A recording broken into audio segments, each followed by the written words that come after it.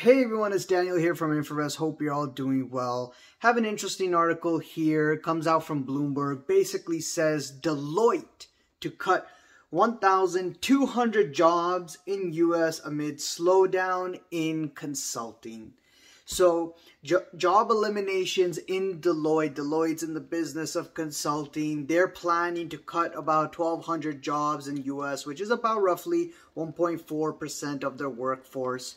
And basically the reason is, it says here in the article, responding to a slowdown in consulting business that has created uncertainty among current and prospective employees. Our business continue to experience strong client demand, Deloitte manager said. As growth is select practices moderates, we are taking modest personnel actions where necessary. He declined to say where growth was slowing. Interesting. Deloitte's U.S. headcount grew 25% to more than 86,000 last year.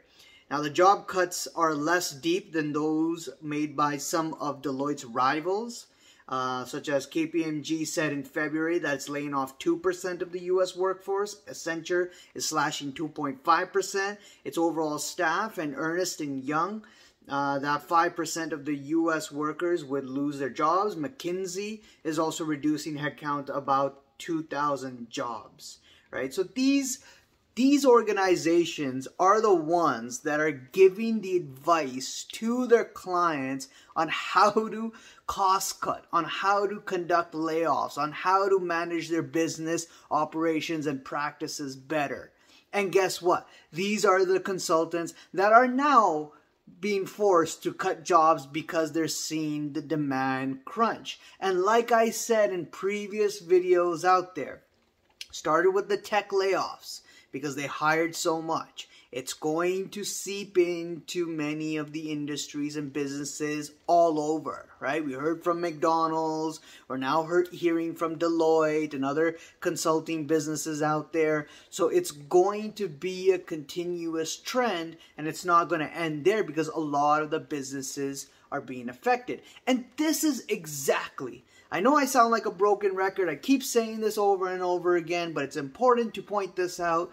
This is exactly what the U.S. Central Bank, what the Fed wants to happen, to increase the unemployment rate. They did project in their projections that they see for this year for unemployment rate to rise by 0.5%.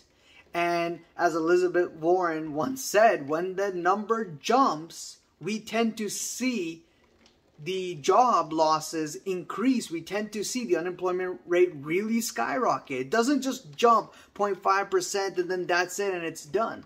It continues to go, and it starts to roll into more of what a true recession looks like, even though that the Fed has told us we're expecting now a mild recession. Well, even in a mild recession that they're forecasting, you're still going to get higher job losses. And if that mild recession is an extra 0.5% in the unemployment rate, then guess what? What leads next, as Elizabeth Warren said, that we're going to see higher unemployment rates. A lot of people are going to lose jobs. And yeah, that's exactly what the central bank wants to do, is to create the unemployment rate to go up in order to win on inflation. And that's how you're going to get the demand crunch. That's how you're going to get a lot of people feeling the pinch. So let me know what you guys think. Leave a comment below, subscribe, hit the like button, the bell icon to be notified on the next video. And I'll see you guys around. Cheers. Bye.